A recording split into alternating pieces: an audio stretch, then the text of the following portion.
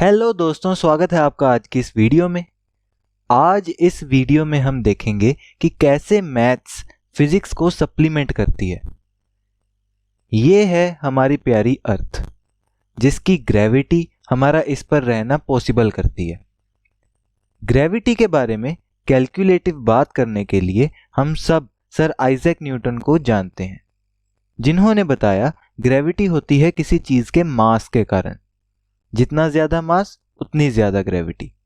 जैसे मून से ज्यादा अर्थ की ग्रेविटी, अर्थ से ज्यादा सन की ग्रेविटी, और ऐसे ही यूनिवर्स की हर मैसिव चीज की ग्रेविटी। दो बॉडीज के बीच में ग्रेविटी कैलकुलेट करने के लिए हम ये फॉर्मूला यूज करते हैं, जहां m1 और m2 उन दोनों बॉडीज का मास पुट किया जाता है। इस मास के कारण हम और भी कई इफेक्ट्स देख सकते हैं, जैसे जिस चीज का मास कम, उसको चलाने के लिए कम फोर्स लगता है, और जिसका मास ज्यादा, उसको चलाने के लिए ज्यादा फोर्स लगता है। यानी जितना ज्यादा मास उतना ज्यादा फोर्स लगेगा उसको चलाने के लिए। किसी चीज को चलाने के लिए कितना फोर्स लगना चाहिए उसे कैलकुलेट करने के लिए हम ये फॉर्मूला यूज करते हैं, जहां m मास है। ये सब थी बोरिंग बातें।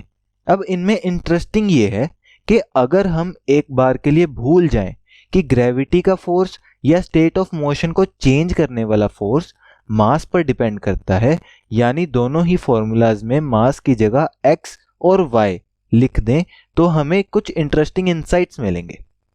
वो ये कि दोनों फॉर्मूलाज में x और y जिसे हम मास के लिए सब्स्टिट्यूट कर रहे हैं, उसकी वैल्यू सेम ही पुट हो, इसका कोई डायरेक्ट रीजन नहीं दिखता। आखिर मास होता क्या है? किसी चीज का वजन? नहीं, किसी भी चीज का वजन तो वो फोर्स है जिससे अर्थ उसे अपनी तरफ खींच रही है, उसे तो वेट कहते हैं। यहां दोनों ही फॉर्मूलाज में जिसे हम मास कह रहे हैं वो अलग अलग चीजें हो सकती हैं, क्योंकि ग्रेविटेशन वाले फॉर्मूला में x है the property of matter due to which two objects attract each other. यानी किसी भी चीज के अंदर ऐसी कोई खासियत जिसके कारण वो ग्रेविटी क्रिएट करती है। और दूसरे फॉर्मूला में जिसे हम मास कह रहे हैं वो है the property of matter due to which it opposites any change in its state of motion. यानी किसी चीज की वो प्रॉपर्टी जिसके कारण वो रेस्ट टू मोशन या मोशन टू रेस्ट में चेंज नहीं होना चाहती, यानी फर्स्ट लॉ ऑफ मोशन। इसीलिए हम x को कहते हैं ग्रेविटेशनल मास, क्योंकि वो ग्रेविटी को क्रिएट करने वाली प्रॉपर्टी है मैटर की, जो ग्रेविटी क्रिएट करता है। और y को कहते हैं इनर्शियल मास, यानी कि जो इनर्शिया क्रिएट करता है, जो बॉडी के मोशन को रेजिस्ट करने की प्रॉपर्टी है। ये अलग अलग हो सकते थे, लेकिन एक ही चीजें हैं।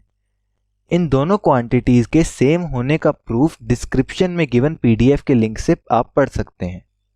आज की इस वीडियो का मोटिव बस इतना था कि फिजिकल वर्ल्ड में फिजिकल कैलकुलेशंस के लिए अगर हम मैथमेटिकल डाउट्स और मैथमेटिकल रीजनिंग और लॉजिक के साथ और एक नए नजरिए के साथ हम चीजों को देखें, तो काफी डीप इंसाइट्स और काफी इंटरेस्टिंग रिजल्ट्स हम वहां से डिराइव कर सकते हैं। सो आज की इस वीडियो में इतना ही। Please like and share the video and please subscribe to the channel. Thank you very much.